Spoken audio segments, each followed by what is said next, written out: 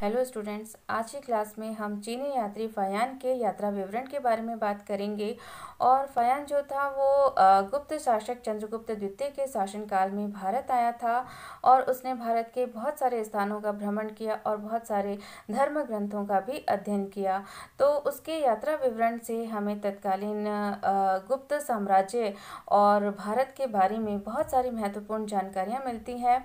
तो आज की क्लास में हम उसी के बारे में चर्चा करेंगे। चंद्रगुप्त द्वितीय विक्रमादित्य के शासनकाल में प्रसिद्ध चीनी यात्री फायान द्वारा भारत की यात्रा की गई। वो 399 ईस्वी में चीन से चला और उसने गोबी मरुस्थल की मुसीबतों को झेलते हुए खोतान, पामीर, स्वात और गंधार लांघते हुए भारत की यात्रा की।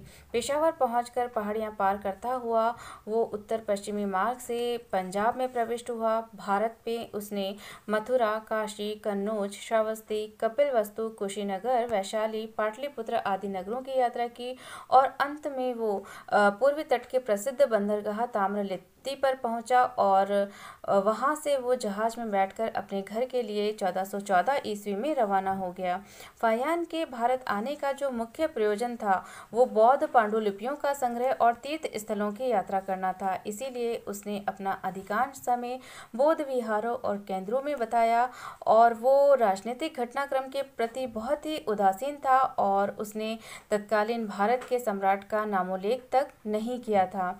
मुख्यतः बौद्ध धर्म से संबंधित विवरण पर केंद्रित होने के बावजूद उसके यात्रा वृत्तांत में हमें यत्र तत्र प्रसंगवश भारतीय जनजीवन की सुंदर झांकी देखने को मिल जाती है। फायान का जो यात्रा वृत्तांत है वो फोकवकी नामक ग्रंथ के रूप में हमें मिलता है। फायान द्वारा अपने यात्रा विवरण में पाटलिपुत्र नगर का बहुत ही अच्छा विवरण दिया गया है। फायान गुप्त साम्राज्य की राजधानी पाटलिपुत्र में 3 वर्ष रहा और इस दौरान वो संस्कृत सीखता रहा। उसने लिखा है कि पाटलिपुत्र में हीनयान और महायान से संबद्ध 2 विशाल और सुंदर विहार थे और 6-7 भिक्षु उनमें निवास करते थे। पाटलिपुत्र में वो अशोक के राजप्रसाद का वैभव देखकर बहुत ही चकित रह गया। उसने उसे देवताओं द्वारा निर्मित कहा है। फायान मगध की समृद्धि से बहुत ही प्रभावित हुआ और वो लिखता है कि इस प्रदेश के निवासी धर्म और दान के आचरण में परस्पर स्पर्धा करते थे। नगर में एक सुंदर औषधालय था जहां पर गृहस्थों और धनवान व्यक्तियों के सहयोग से दरिद्र रोगियों को निःशुल्क भोजन और औषधियां वितरित की जाती थी और इसके अलावा बड़े बड़े नगरों में और उन्नत राजपथों पर यात्रियों के लिए आराम गृह बने हुए थे, यानी विश्राम गृह बने हुए थे। फायान द्वारा मध्य प्रदेश के प्रशासन का बहुत ही सुंदर विवरण दिया गया है। वो लिखता है कि यहाँ की प्रजा समृद्ध थी और शासन के कठोर प्रतिबंधों से मुक्त थी। उनको अपने घरों की रजिस्ट्री नहीं करानी पड़ती थी और न मजिस्ट्रेटों के यहाँ हाजिरी देनी पड़ती थी। दंड विधान कठोर नहीं था।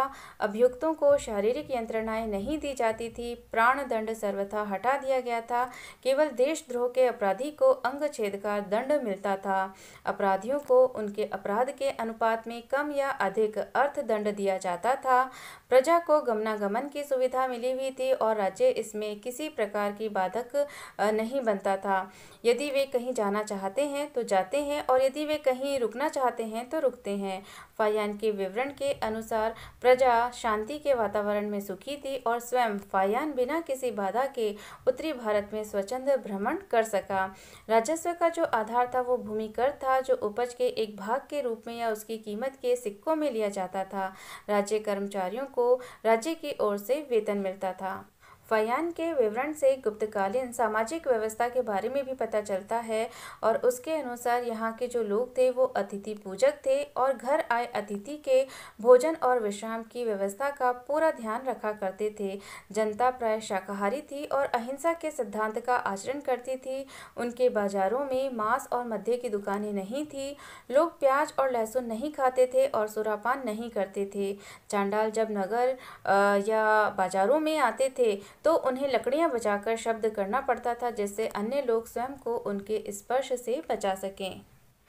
फायान ने तत्कालीन धार्मिक जीवन पर भी काफ़ी प्रकाश डाला है और उसके विवरण के अनुसार गया, कुशीनगर, कपिलवस्तु, श्रावस्ती के नगर जो कभी जनजीवन और बौद्ध धर्म के सक्रिय केंद्र रह चुके थे अब उजड़ गए थे। बौद्ध धर्म बंगाल और पंजाब में हरा भरा था और मथुरा में जहाँ उसने 20 विहार देखे थे वह धीरे धीरे फैल रहा था। फायान ने पेशावर में स्थित उस स्तूप का भी वर्णन किया है जिसे कनिष्क ने बनवाया था। मध्य प्रदेश में ब्राह्मण धर्म का प्रभुत्व प्रभाव था और राजा स्वयं वैष्णव मतावलंबी था। ब्राह्मण धर्मियों, जैन और बौद्ध धर्म मतावलंबियों में साधारणतः परस्पर मेल था और कभी किसी प्रकार की धार्मिक असहिष्णुता दृष्टिगोचर न होती थी। तो इस प्रकार फायान का जो भ्रमण वृत्तांत या यात्रा वृत्तांत है वो चंद्रगुप्त कालीन भारत की सांस्कृतिक दशा का बहुत ही सुंदर निरूपण करता है। हालांकि वो एक बौद्ध था और उसने प्रत्येक वस्तु को एक बौद्ध की दृष्टि से ही देखा और अपनी पूरी यात्रा विवरण में उसने कहीं भी सम्राट का नामोल्लेख तक नहीं किया। इसी प्रकार जो चंद्रगुप्त द्वितीय का काल था वो ब्राह्मण धर्म के चरमोत्कर्ष का काल रहा, लेकिन दुर्भाग्यवश उसने इस धर्म का विस्तृत वर्णन नहीं किया। लेकिन फिर भी फायान के विवरण से चंद्रगुप्तकालीन शांति, सुव्यवस्था, समृद्धि और सहिष्णुता आदि की स्पष्ट सूचनाएं हमें मिल जाती हैं।